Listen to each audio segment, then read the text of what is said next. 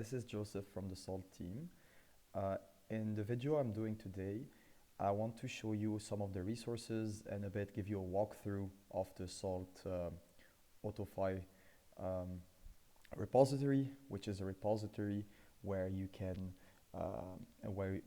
get some inspiration to write your own bots or agents on top of SALT.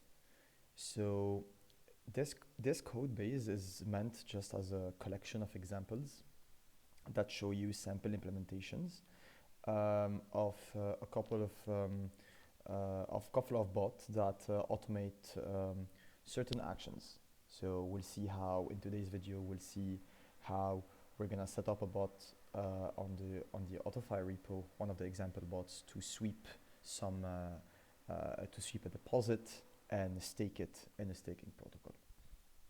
So before we get started, if you're watching this video, it's probably because you're interested or heard about us and want to build your own bot. So it would be good for you to get an overview of the resources that are at your disposition. So all of the links would be included in the video, in the video's description.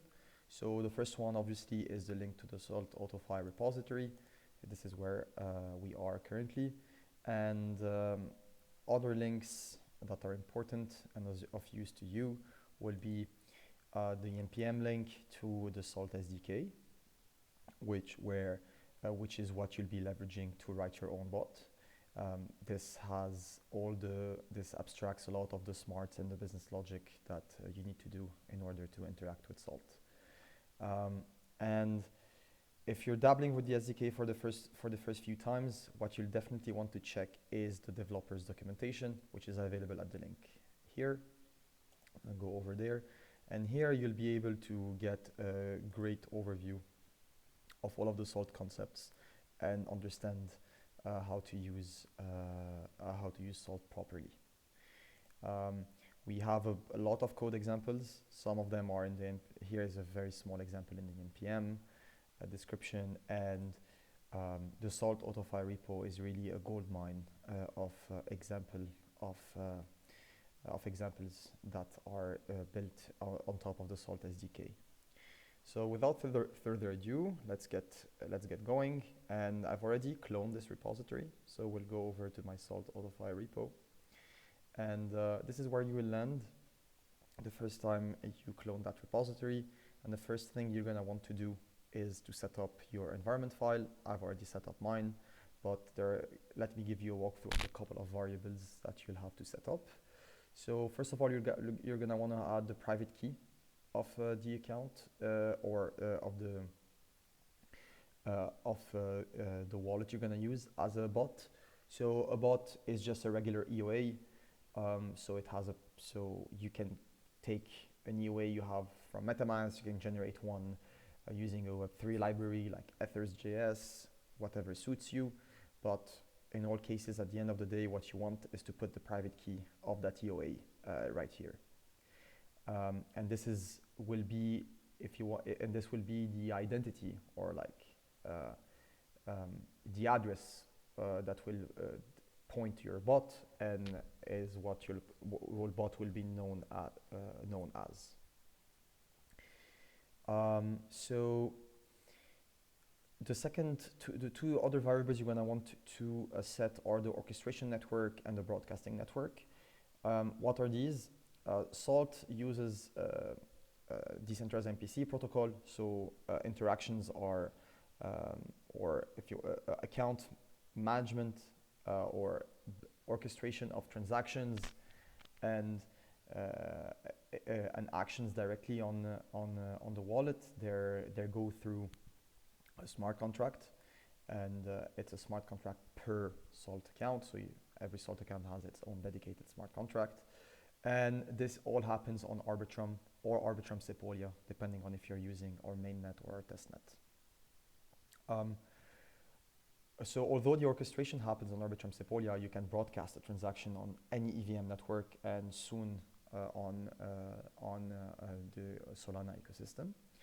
So consequently, if you would want to build a strategy on a sweeping strategy on on Ethereum, Sepolia, for example, or on Ethereum, you would have to put as the broadcasting network RPC, an Ethereum RPC. In this case, I've kept it the same, both point to, in the example that you have, both points to Arbitrum Sepolia. So make sure to switch them to some of yours. And a big recommendation on my end is that you set it up to paid RPCs, because these free RPCs are great, but your bot is probably going to do a lot of blockchain reads and some writes. So when that is the case, I really recommend using a paid RPC node. It's night and day in terms of performance. And then the network ID, which is just the ID of the network here. So for Arbitrum Sepolia here, it's what you see here. And then here, if you want to use here to run one of our example bots, you need to choose which bot you want to run. At the time I'm recording this video, there are only two bots. There is a Somnia bot and a Chorus One bot, both running on the respective both running on Somnia Testnet and Ethereum Hoodie Testnet. So maybe by the time you're watching these videos, there are many more choices you can choose from. And these are just the examples that I wrote. You can obviously write your own and expand on that. So next thing you want to do after you set up your environment file is going to do a clean installation of the dependencies, which is what we're going to do here. And once that is done, all that's going to left to be done is to just run our little agent. In this case, I'm going to run the bot using the Somnia strategy, which is a very simple strategy that simply just stakes a deposit into a Somnia validator. So it will be very straightforward, as you will see. In the meantime, this is installing. The thing you're going to want to do after your bot is running is, actually I don't need to go to this new tab, I have it right here, is you're going to want to go to your to testnet.salt.space, so you can set things up for yourself. So here I already have an organization, and what we're going to do is to create a new one. So if you come here for the first time, so we'll call it walkthrough or SDK walkthrough, and I'll put my name and my role. I'll just put test. This is a simple form you'll use the first time you jump on testnet.salt.space. So after you do that, you're all set and good to go. You can create your organization, and you'll land here. You get on the overview of the organization, and without giving you a complete walkthrough of all the tabs available for you, the next thing you're going to want to do is to go to the collaborators page. So do step 2 of the onboarding and add your bot to this organization. So the bot is set to respond to organization invites. So the testnet bots respond to any organization invite. So every time you do, so here I'm going to call this bot the Somnia Staker, give it as well a role of agent. So every time you identify a bot by its address, like I'm doing here, you can invite it, and the bot will pick up on that invite. So typically, I've set up the bot to do so every 60 seconds. This is just my own implementation. You guys can set your own frequency. So you might notice that the bot is still not running, so this invite will not be accepted, but let's go ahead and run it, because this is what we're gonna do here. And I go ahead here and run our little bot. So it's gonna take a couple of seconds to start to load, and then once it is loaded, 60 seconds will go by, and all right, here we go. Okay, so this is running as expected. Our project is running. So what we want to do is that we'll come back here in a couple of seconds and you'll see that the Somnia Staker bot is now part of this organization. And this is really the entry point for all the magic to happen. One maybe small note is that on Testnet, you don't need to set up RoboGuardians. We abstract that for you because it's a Testnet environment. We run test RoboGuardians to just simplify onboarding for everyone. Obviously on mainnet, you will have to set up your own RoboGuardians. That is non-negotiable from our point of view. We currently do not support third-party robo delegators, and we will never hold any key material. So we will never be running our own robos in a mainnet environment. So I'll just give it a bit more time, and maybe, I don't know if a minute has passed, but we'll just give it a refresh and have a look. Otherwise, we'll just wait another couple of seconds. Yes, a minute has indeed passed. I do talk a lot. So our Somnia Staker agent that I was running just here, it accepted the invite. So now it's part of the organization. So if you want this bot to manage your portfolio for you, the next thing you need to do is to set it up. Set up an account. So we'll call this a staking account, and we'll set it up for it to have myself in this case as the owner of the SDK walkthrough organization, and as a second signer on the account, the Somnia Staker agent. So I initialize the account, and similarly to what was done, to what happened for the organization invite, our little agent is going to pick up that it's needed for this account creation. So it's going to be nudged, and it will join it.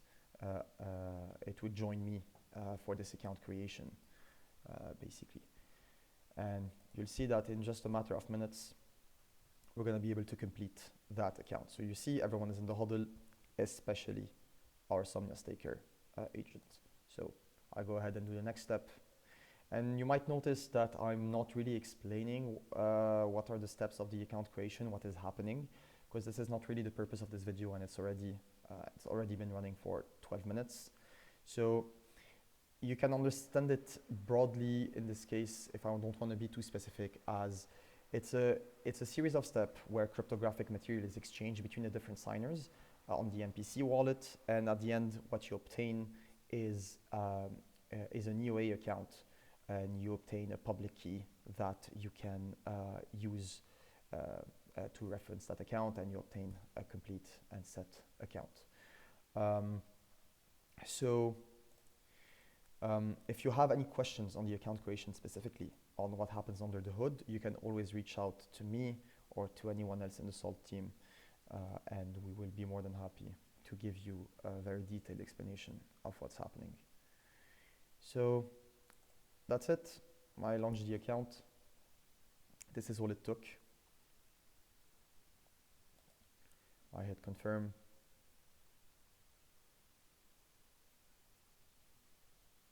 Amazing.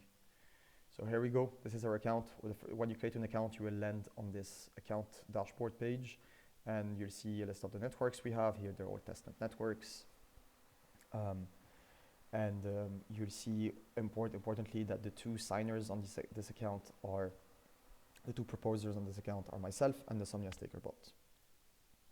So another thing that's also out of scope for the purposes of this video is our policy layer, to really restrict the actions that this bot can take. You would want ideally to protect your account with a couple of policies. So in this case of the Somnia strategy, what I would want to do, let's say in a production use case, would be to maybe set a PT1 to only allow transfers. PT1 is an allow list transfer, so whitelist. So you would set it up, for example, to a couple of validators that you know are the addresses of the Somnia staking validators, and that way your bot would only be allowed to send transfers to initiate transfers that goes to these addresses. And maybe you would want to set up a PT3, which is a limit amount per transfer, so your bot would not be able to initiate any transaction out of your account that is for more, let's say, than 100 STT. In the case of Testnet, we will skip this step because we're just dealing with the Testnet network. The stakes are not really high in that case. So let's go ahead and fund that account. The address of the account is here. You can grab it like that. And we will go into my wallet and we'll send it some STT tokens. So I'll just send it one. The bot is set to sweep. My bot is set to sweep anything about 0.1 STT. Of course, this is completely arbitrary, and when you write your own bots, you can set it. So you can set any threshold you want. It doesn't really matter. Just make sure to leave enough.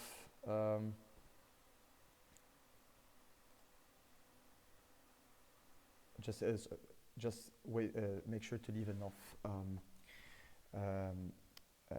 native currency in the account to cover the gas fees of the broadcasted transactions. So don't completely drain it. So here we go. This was sent. And we'll make sure, yeps, we have our 1 STT. So similarly to everything that has happened before with the bot, it will pick up on that deposit in a couple of minutes and effectively sweep these STT tokens into the staking protocol. So it takes a couple of minutes. These testnet bots don't do it. Don't pick up deposits the second they're made. This is very simple. In my example that you'll see in the code base, it's a very simple balance polling process. So it happens in intervals, and in one of the next intervals, this will be picked up. And of course, another thing you will want to know about is that when you write your own bots, a bot can be, so you can say like a bot can be a signer on many accounts. It can be a signer on more than one account. So you're gonna wanna strike a balance of how many accounts your bot is managing the assets of, because the more accounts it's managing, the more naturally the more difficult it becomes to juggle between all of these portfolios. So let's say you're setting up, we're talking about an imaginary example here, your bot is managing 1,000 accounts and 50 deposits come in a span of half an hour, let's say. It means that your bot will be really, really busy during that period, and it will have to broadcast a lot of transactions in a short period of time. So it will be unavailable to do other things, because remember, your bot is just an EOA. All it can do is send one transaction at a time. Of course, there are some things you could do that much more involved things, like write smart contracts to batch some of these actions and do some more advanced stuff. But without getting too creative here and keeping it simple, what you will most likely encounter is that your bot can only do one thing at a time. So make sure to take all of this stuff in consideration. And of course, there are other things in consideration, like if you use a polling mechanism to poll the balance of all of your managed accounts, you can understand that if you're managing thousands of accounts on the same bot, you can be using the same RPC maybe, even if it's paid, it might rate limit you. It would be a lot of blockchain reads in short bursts. So that is all of stuff that is you have to take into consideration when you're running bots in a production environment. So I want on a couple of explaining couple of things that were probably out of scope for this, but I think will be very useful to those of you that want to write serious strategies with these bots. So maybe the funds haven't swept yet. I don't know. Let's see. Let's go back here.